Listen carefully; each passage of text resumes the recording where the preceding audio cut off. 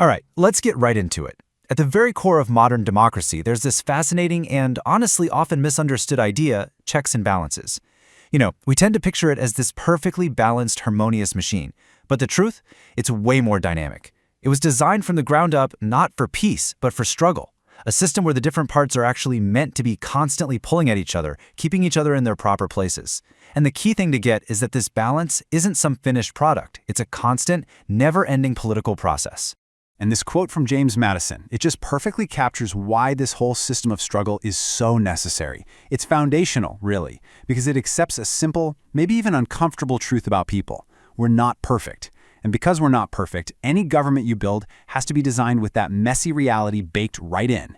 It's not about being cynical. It's about being realistic and building a government that can actually handle the pressure of human ambition. So, that brings us to the absolute core challenge they were trying to solve. It's a two-part puzzle, right? First, you've got to have a government that's strong enough to actually govern. But then there's the second, much harder part. How do you make that powerful government control itself? How do you stop power from doing what power always wants to do, which is grow and corrupt? What they came up with was basically an architectural solution, a blueprint for a government that would have self-control built right into its DNA, all through a system of managed conflict. So let's take a look at how that blueprint actually works. So the bedrock of this whole blueprint is the separation of powers. And this isn't just about making different departments, it's a very deliberate splitting of the main jobs of government.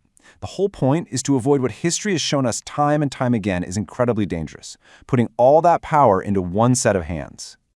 And this separation gives us those three classic branches we all learned about in school, right? You've got the legislative branch, they're the ones writing the laws.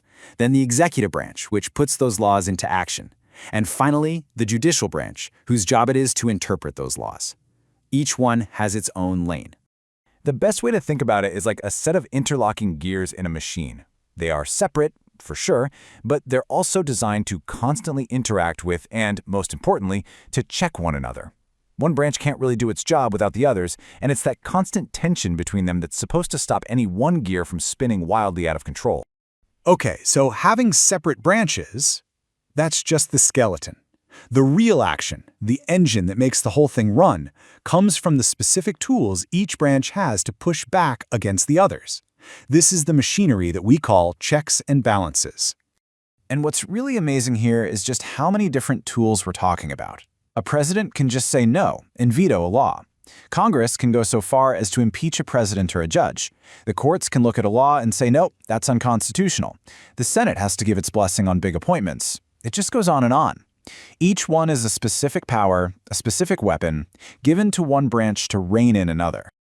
Now, in a perfect world, the textbook version, this whole system is super clean. Legal scholars sometimes call this the formalist approach, where you can draw these nice, bright lines between what's legislative, what's executive, and what's judicial. It's a very neat and tidy theory. But of course, reality is, well, it's a lot messier.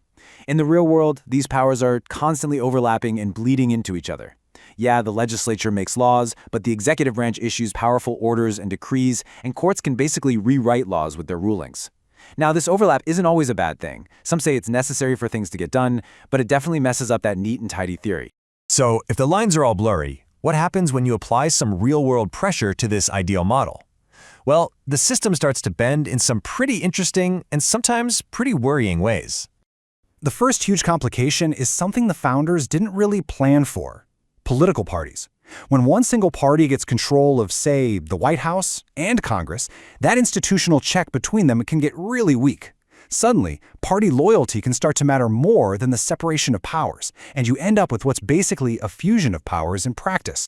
And the second big reality check is this idea of total independence.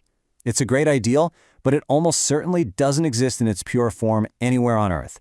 Take the judiciary, for example. It's always connected to the political world in some way. In fact, you could argue that if the branches were completely separate, the government would be so rigid it would just grind to a halt. This isn't a new idea at all. Way back in 1957, the political scientist Robert Dahl made this point so powerfully. He argued that even a body like the Supreme Court is never truly outside the big political currents of its time. It's part of the nation's political leadership, not just some neutral referee standing on the sidelines. That doesn't mean it's purely political, but it's definitely not isolated.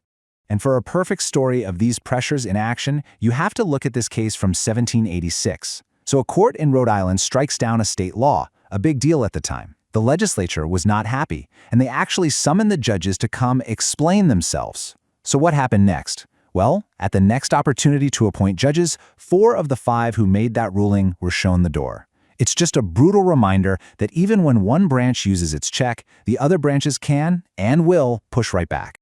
Now, here's where it gets even more interesting. This whole idea of balancing competing powers, it doesn't just stop at a country's borders. The exact same core logic plays out on the world stage, between nations. So let's zoom out for a second. In the world of international relations, this concept is called the balance of power theory. And the main idea is pretty straightforward. You have peace and stability when power, military, economic, you name it, is spread out enough that no single country can become so powerful that it can just dominate everybody else. So you see the parallel, right? It's crucial. Domestically, inside a country, checks and balances use legal tools to prevent tyranny. Internationally, between countries, the balance of power uses things like alliances and military might to prevent domination. It's the same exact principle. Stop power from getting too concentrated, just playing out on a different scale with a different set of tools. And you can see this all throughout history. After Napoleon's armies tore through Europe, the major powers got together and created a system to keep each other in check. Much more recently, the entire Cold War was basically a massive, terrifying balancing act between 2 superpowers and their alliances, NATO and the Warsaw Pact. So, we've gone through the theory, the messy reality, and the global version of all this. Where does that leave us? What's the big takeaway from all of this? This is it. This is the whole ballgame. Balance is not a state you achieve and then, you're done. It's not a calm, static thing. It is a constant, dynamic process. It's an unending political fight, with different forces always pushing and pulling. The system was designed for this struggle, not to get rid of it. And that leaves us with a huge and very pressing question for our time. In a world that feels more and more polarized, where loyalty to your team can seem way more important than loyalty to the institution, can this delicate machine of checks and balances even work the